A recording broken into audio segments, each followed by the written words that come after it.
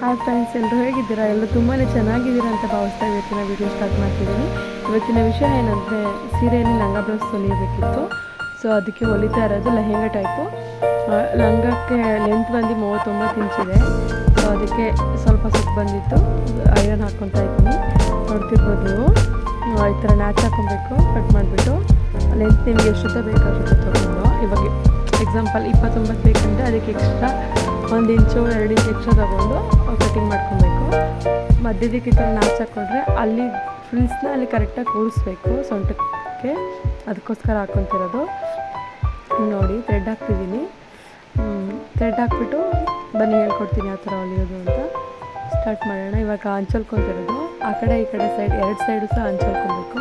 ಹಂಚಲ್ಕೊಂಡ್ಬಿಟ್ಟು starting ಶುರು ಮಾಡಬೇಕು. ನೋಡ್ತಾ ಇರ್ಬೋದು ನೀವು.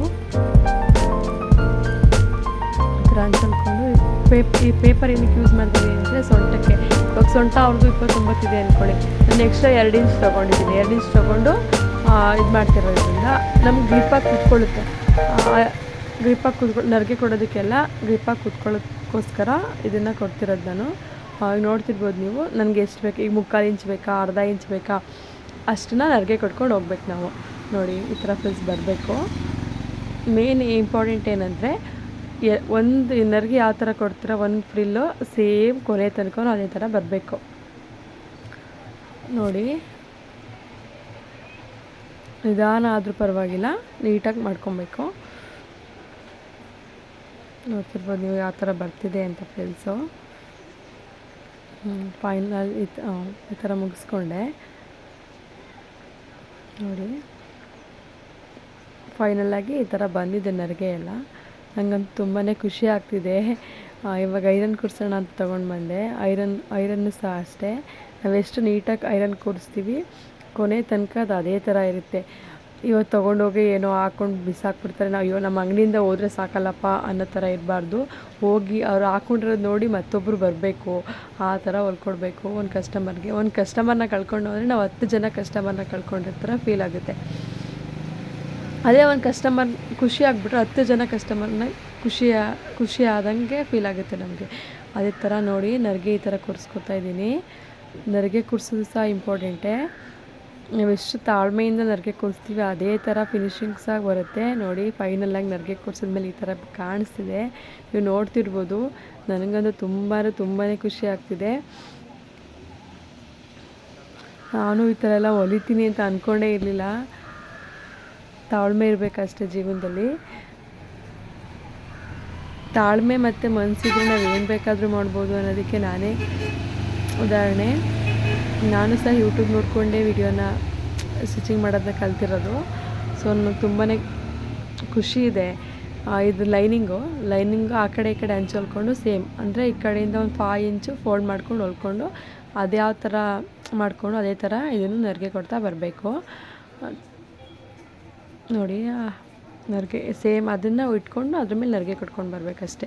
ಆ ಪೇಪರ್ ಏನಕ್ಕೋಸ್ಕರ ಇಟ್ಕೊಂಡಿರೋದು ಅಂದರೆ ಗ್ರಿಪ್ ಸಿಗುತ್ತೆ ಅನ್ನೋ ಉದ್ದೇಶಕ್ಕೋಸ್ಕರ ಪೇಪರ್ನ ಯೂಸ್ ಮಾಡಿರೋಂಥದ್ದು. ಇಲ್ಲ ನಮಗೆ ಗ್ರಿಪ್ ಇದೆ, ನಾವು ಆರಾಮಾಗಿ ಹೊಲಿತೀವಿ ಅನ್ನೋದಿದ್ರೆ ಸೊ ನೀವು ಅದೇ ಥರ ಹೊಲ್ಕೊಳ್ಬೋದು, ಏನು ತೊಂದರೆ ಇಲ್ಲ. ನೋಡ್ತಾ ಇರ್ಬೋದು ನೀವು. ಇದನ್ನು ಅದೇ ಥರ ನರಿಗೆ ಕೊಟ್ಕೊಂಡು ಬರ್ತಾಯಿದ್ದೀನಿ.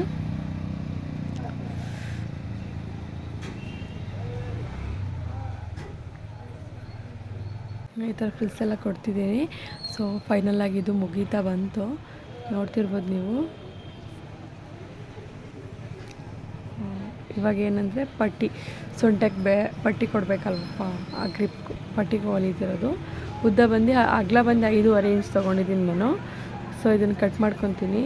ಲೆಂತ್ ಬಂದು ನನಗೆ 31 ಬೇಕು. ನಾನು ಎಷ್ಟು ತೊಗೊಂಡಿದ್ದೀನಿ ನರಿಗೆ 31ಕ್ಕೆ ರೆಡಿ ಮಾಡಿದ್ದೀನಿ ಅಂದರೆ ಇದು ಸಹ 31ಕ್ಕೆ ನನಗೆ ಬೇಕಾಗಿದೆ. ಸೊ ಅದಕ್ಕೆ ಇದು ಎಕ್ಸ್ಟ್ರಾ ಏನಿದೆ ಅದು ಕಟ್ ಮಾಡಿ ತೆಗಿತಿದ್ದೀನಿ. ಸ್ವಲ್ಪ ಆ ಕಡೆ ಈ ಕಡೆ ಹೋಗಿದೆ, ಅದನ್ನು ಸ್ಟ್ರೈಟ್ ಮಾಡ್ಕೊತಿದ್ದೀನಿ ಬಟ್ಟೆನ ಅಷ್ಟೇ. ಅದು ನೀವು ನಿಮ್ಗೆ ಕರೆಕ್ಟ್ ಸರಿ ಅನಿಸಿದ್ರೆ ನೀವು ಹಂಗೆ ಮಾಡ್ಕೊಬೋದು, ಇಲ್ಲ ಅಂದರೆ ಈ ಥರ ಮಾಡ್ಕೊಳ್ಳಿ. ಸೊ ಕಟ್ ಮಾಡ್ಕೊಂಡು ಜಾಯಿಂಟ್ ಮಾಡ್ಕೊತೀನಿ. ಇದು ಜಾಯಿಂಟ್ ಮಾಡ್ಕೊತಿದ್ದೀನಿ. ಸೊ ಜಾಯಿಂಟ್ ಮಾಡಿಕೊಂಡು ಈಗ ಫೋಲ್ಡ್ ಮಾಡಿಕೊಂಡು ಇವಾಗ ಅದು 3.5 ಇಂಚ್ ಬರಬೇಕು. ಆ ಥರ ಫೋಲ್ಡ್ ಮಾಡ್ಕೊಂಡು ಒಂದು ಹೊಲಿಗೆ ಹಾಕ್ಕೊತಿದ್ದೀನಿ. ಅದೇನಿದೆ ಅದನ್ನೊಂದು ಸ್ಟ್ರೈಟ್ ಹೊಲಿಗೆ ಹಾಕ್ಕೊಂಡು ಬರಬೇಕು. ಕರೆಕ್ಟಾಗಿ ಅದು 3.5 ಇಂಚೇ ಇರಬೇಕು. ಆ ಕಡೆ ಈ ಕಡೆ ಆದರೆ ಚಿಕ್ಕದಾಗಿಬಿಡುತ್ತೆ, ಅಷ್ಟು ನೀಟಾಗಿ ಬರೋದಿಲ್ಲ ಫಿನಿಶಿಂಗು. ಅದಕ್ಕೋಸ್ಕರ ಹೇಳ್ತಿರೋದು. ಸೊ ನಿಮ್ಗೆ ಇನ್ನೂ ಕಡಿಮೆ ಬೇಕು ಅಂದರೆ ಇನ್ನೂ ಕಡಿಮೆ ತೊಗೊಳ್ಳಿ, 5 ಇಂಚ್ ತೊಗೊಳ್ಳಿ, 3 ಇಂಚ್ ರೆಡಿ ಮಾಡ್ಕೊಬೋದು, ಆ ಥರ ಮಾಡ್ಕೊಳ್ಳಿ. ಇವಾಗ ಅದೇನು ಹೊಲ್ಕೊಂಡಿದ್ದೀನಿ ಅದನ್ನು ಈ ಥರ ಇಟ್ಕೊಂಡು ಅದ್ರ ಮೇಲೆ ನಾನು ಏನು ಫ್ರಿಲ್ಸ್ ಕೊಟ್ಟು ಇಟ್ಕೊಂಡಿದ್ದೆ ನೋಡಿ, ಉಲ್ಟಾ ಸೀದಾ ನೋಡಿಕೊಂಡು ಇಟ್ಕೊಳ್ಳಿ ಆದಷ್ಟು. ಅದನ್ನು ಈ ಥರ ಸೀದಾ ಮೇಲೆ ಇಟ್ಕೊಂಡು ಈ ಥರ ಹೊಲ್ಕೊಂಡು ಬರ್ತೀನಿ. ಒಂದೊಳಗೆ ಹಾಕೊಂಬಿಡಿ. ಮೇನ್ ಇಂಪಾರ್ಟೆಂಟ್ ಏನಂದರೆ ನರ್ಗೆ ಆ ಕಡೆ ಈ ಕಡೆ ಹೋಗಬಾರ್ದು, ಮರ್ಚ್ಕೊಬಾರ್ದು. ಆ ಥರ ನೋಡಿಕೊಂಡು ಆದಷ್ಟು ಆ ಥರ ನೋಡ್ಕೊಂಡು ಹೊಲಿಯೋದಕ್ಕೆ ಟ್ರೈ ಮಾಡಿ. ನಿಧಾನ ಆದರೂ ಪರವಾಗಿಲ್ಲ. ಈಗ ಎಕ್ಸ್ಟ್ರಾ ಅನಿಸ್ತು ಅದನ್ನು ಕಟ್ ಮಾಡಿ ತೆಗಿತಿದ್ದೀನಿ ನೋಡಿ. ಈ ಥರ ಬ್ಯಾಕಲ್ಲೂ ಸಹ ನರ್ಗೆ ಒಂಚೂರು ಎಲ್ಲೂ ಸಹ ಸಿಗಾಕೊಂಡಿರೋ ಥರ ಆಗಿಲ್ಲ, ಫ್ರಂಟು ಸಹ ಆಗಿಲ್ಲ ನೋಡಿ. ಈ ಥರನೇ ಬರಬೇಕದು. ಈ ಥರ ಬಂದಮೇಲೆ ಇವಾಗ ಮತ್ತಿನ್ನೊಂದು ಹೊಲಿಗೆ ಹಾಕ್ಕೊತಿದ್ದೀನಿ. ಸ್ವಲ್ಪ ದಾರ ಕಟ್ಟಾಯಿತು, ಒಂದು ಹೊಲಿಗೆ ಹಾಕ್ಕೊಳ್ಳಿ ನೀವು ಆರಾಮ್ಸೆ.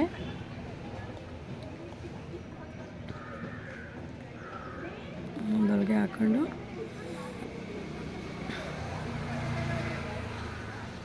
ನೋಡ್ತಿದ್ರ ಅಲ್ವಾ, ಈ ಥರ ಬರಬೇಕು.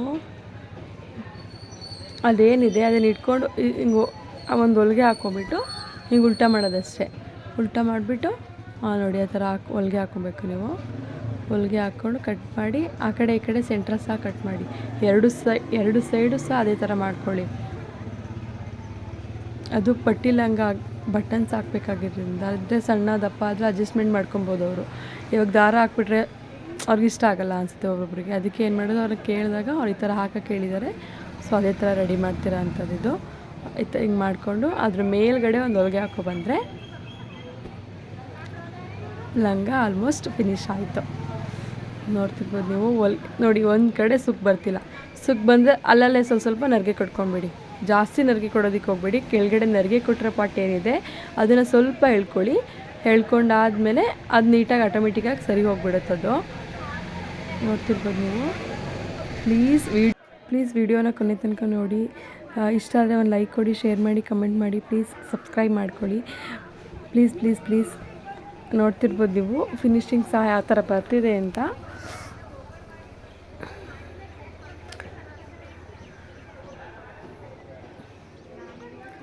ಪ್ಲೀಸ್ ಎಲ್ಲರೂ ಟ್ರೈ ಮಾಡಿ, ಚೆನ್ನಾಗಿ ಬಂತು ಅಂತ ಹೇಳಿ. ನನಗೆ ಅಷ್ಟೇ ಖುಷಿಯಾಗುತ್ತೆ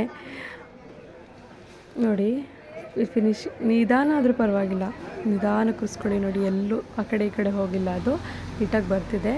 ಪಕ್ಕ ಮೇಲ್ಗಡೆ ಒಂದು ಹೊಸ ಹೊಲಿಗೆ ಹಾಕ್ಕೊತಿದ್ದೀನಿ ನಾನು. ನೀವು ಬೇಕು ಹಾಕ್ಕೊಳ್ಳಿ, ಚೆನ್ನಾಗಿರುತ್ತೆ, ಹಾಕ್ಕೊಳ್ಳೇಬೇಕು, ಹಾಕ್ಕೊಳ್ಳಿ. ಅದಕ್ಕೋಸ್ಕರ ಹೇಳ್ತಿರೋದು.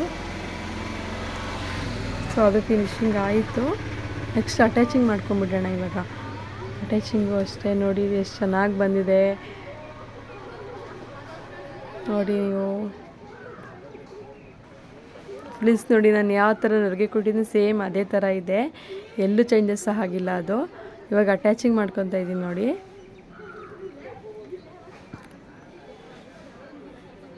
ಅಟ್ಯಾಚಿಂಗ್ ಮಾಡಬೇಕಾದ್ರೆ ಅಷ್ಟೇ ನಿಧಾನಕ್ಕೆ ಮಾಡ್ಕೊಳ್ಳಿ, ಏನು ತೊಂದರೆ ಇಲ್ಲ. ಅರ್ಧ ಗಂಟೆ ಲೇಟಾದರೂ ಪರವಾಗಿಲ್ಲ, ಫಿನಿಶಿಂಗ್ ನೀಟಾಗಿ ಬಂದರೆ ಖುಷಿ ಅನಿಸುತ್ತೆ. ಅದು ಇನ್ನೊಂದ್ಸಲಿ ಹೊಲಿದಾಗ ಅದು 10 ನಿಮಿಷ ಬೇಗನೆ ಆಗುತ್ತೆ. ಇವಾಗ ಏನು ಮಿಸ್ಟೇಕ್ ಆಗುತ್ತೆ ಅದು ನೆಕ್ಸ್ಟ್ ಟೈಮ್ ಮಾಡ್ಕೊಳ್ಳಲ್ಲ ನಾವು. ಅದಕ್ಕೋಸ್ಕರ ನಿಧಾನ ಆದರೂ ಪರವಾಗಿಲ್ಲ, ಆರಾಮ್ಸೆ ಹೊಲಿಬೇಕು. ಟೆನ್ಷನ್ ತೊಗೊಬಾರ್ದು. ಅಯ್ಯೋ ಏನಾಗ್ಬಿಡುತ್ತೋ ಅಂತ ನೋಡೋದಕ್ಕೆ ಹೋದರೆ ನಾವು ಅದೇನೋ ಒಂದು ಆಗಿರುತ್ತೆ. ಅದಕ್ಕೆ ಯಾವುದೇ ಥರ ಟೆನ್ಷನ್ ತಗೊಳ್ದೆ ನಾವು ಸ್ಟಿಚಿಂಗ್ನ ಮಾಡ್ಕೊತ ಹೋಗಬೇಕಷ್ಟೆ. ಸ್ಟಿಚಿಂಗ್ ಮಾಡೋಕ್ಕೆ ಅಂತ ಕುತ್ಕೊಂಡ್ಮೇಲೆ ನಾವು ಆ ಕಡೆ ಈ ಕಡೆ ಗಮನ ಕೊಟ್ಟರೆ ಸ್ಟಿಚಿಂಗ್ ಹಾಳಾಗ್ಬಿಡುತ್ತೆ. ಅದಕ್ಕೆ ನಾವು ಯಾವುದೇ ಕೆಲಸ ಆಗಿರ್ಬೋದು, ನಾವೇನು ಕೆಲಸ ಮಾಡ್ತಿದ್ದೀವಿ ಅದ್ರ ಕಡೆ ಗಮನ ಇದ್ದಷ್ಟು ಅದು ನೀಟಾಗಿ ಕೆಲಸ ಆಗುತ್ತೆ. ನೋಡಿ ಅಟ್ಯಾಚಿಂಗ್ ಸಹ ಮಾಡಿದೆ. ಇನ್ನೊಂದು ಹೊಲಿಗೆ ಹಾಕ್ಕೊಂಬಿಡಿ, 2 ಹೊಲಿಗೆ ಹಾಕ್ಕೊಳ್ಳಿ. ಇವಾಗ ಲೈನಿಂಗ್ ಸಹ ಅಟ್ಯಾಚಿಂಗ್ ಮಾಡ್ತಿದ್ದೀನಿ. ಲೈನಿಂಗು ಮತ್ತು ಮೇನ್ ಬಟ್ಟೆ ಏನಿದೆ ಅದು ಸ್ವಲ್ಪ ಅಂದರೆ ಒಂದು 2-3 ಇಂಚು ಸಹ ಒಟ್ಟಿಗೆ ಅಟ್ಯಾಚ್ ಮಾಡ್ಕೊಬೇಕು. ಆಮೇಲೆ ಲೈನಿಂಗ್ ಬೇರೆ ಮೇನ್ ಬಟ್ಟೆ ಬೇರೆ ಅಟ್ಯಾಚ್ ಮಾಡ್ಕೊತ ಬರಬೇಕು ನಾವು. ನೋಡಿ 2 ಸಹ ಅಟ್ಯಾಚಿಂಗ್ ಮಾಡ್ಕೊಂಡಿದ್ದೀನಿ. ಫೈನಲ್ ಲುಕ್ ಈ ಥರ ಬಂದಿದೆ ಲೆಹೆಂಗಾ. ನನಗಂತೂ ತುಂಬಾ ಖುಷಿ ಆಗ್ತಿದೆ. Thank you all.